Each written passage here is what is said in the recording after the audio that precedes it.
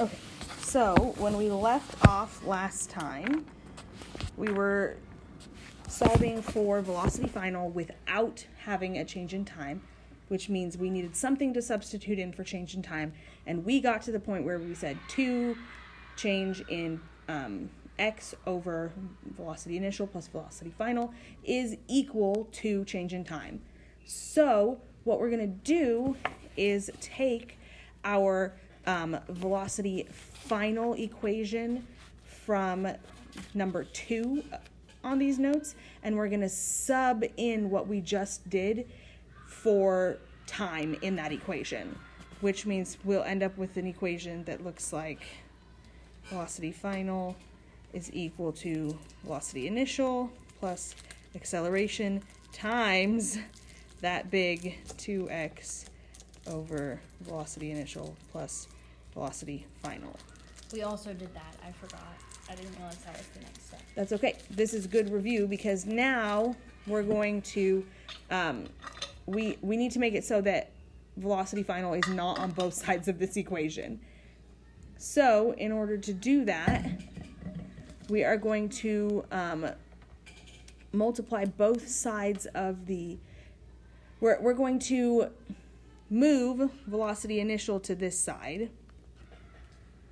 Okay, so we'll wind up with velocity final minus velocity initial is equal to acceleration plus, or sorry, not acceleration plus, acceleration times 2x velocity initial, velocity final. And then we're going to multiply by velocity initial plus velocity final to get it off one side of the equation.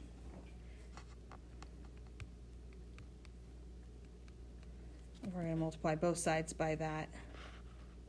I would write it over here, but I don't have space.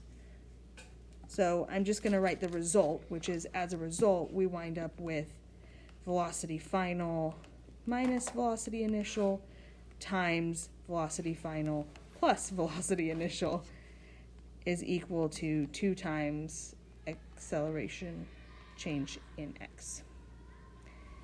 And then we are just going to distribute, which leaves us with velocity final squared plus velocity final times velocity initial minus velocity final times velocity initial minus velocity initial squared equals 2a x. And then these center pieces are going to cancel out because they're the same thing, one of them positive, one of them negative, which means we wind up with an equation of velocity final squared minus velocity initial squared is equal to 2 times acceleration times change in position.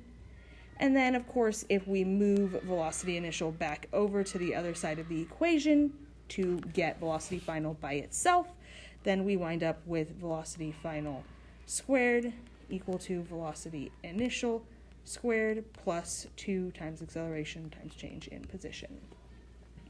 And then, of course, when you use this equation to solve for velocity final, you will have to take your final answer and then square root it, because the result of this equation just gives you the square of the final velocity.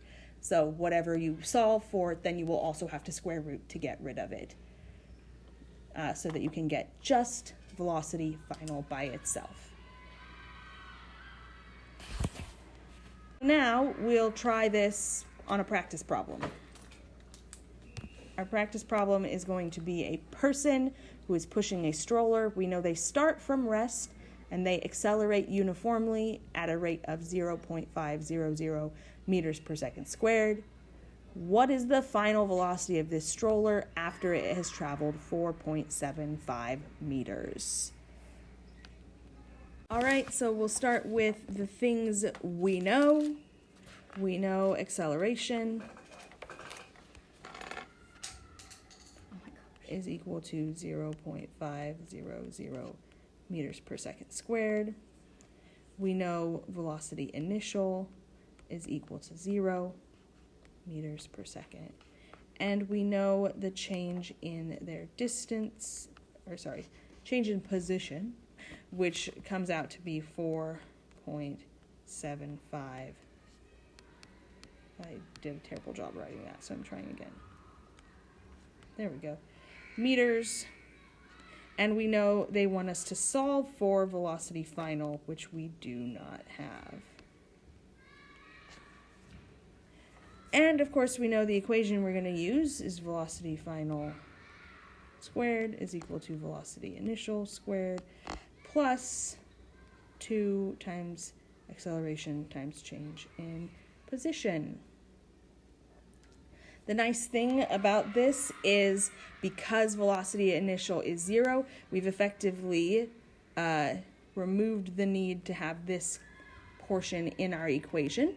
So we can just say that the velocity final squared is equal to 2 times 0.500 meters per second squared times our distance, which is 4.75 meters.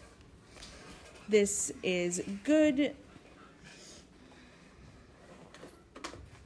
because we're going to wind up with a unit of meters squared per second squared, which we will then square root, meaning we will find a unit of meters per second, which is consistent with a unit for velocity.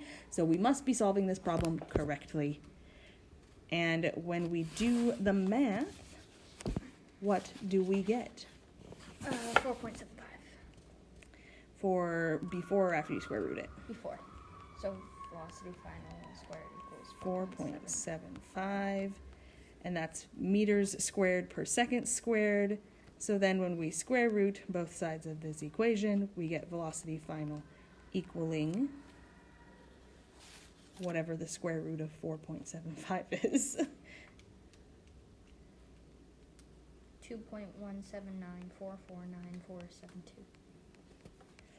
And then we're going to look at our problem and see that the lowest number of significant figures we have is 3. Therefore, we should only have 3, and we're going to round it to 2.18 meters per second squared. Video of it being 115.5, but it equals 120, is my dad's new favorite thing to show off when he talks about me. Because all right, this is the end officially of the notes for this section. It does mean homework. Your homework is page 57 from your textbook, questions 1 through 6. So you'll have the remainder of class today to work on them, which is the good news. And then we will go over them in class tomorrow. So if you have any that you get stuck on, obviously you can ask me for help today, but also if you are working on it overnight and you get stuck, you can ask when you come in to class tomorrow.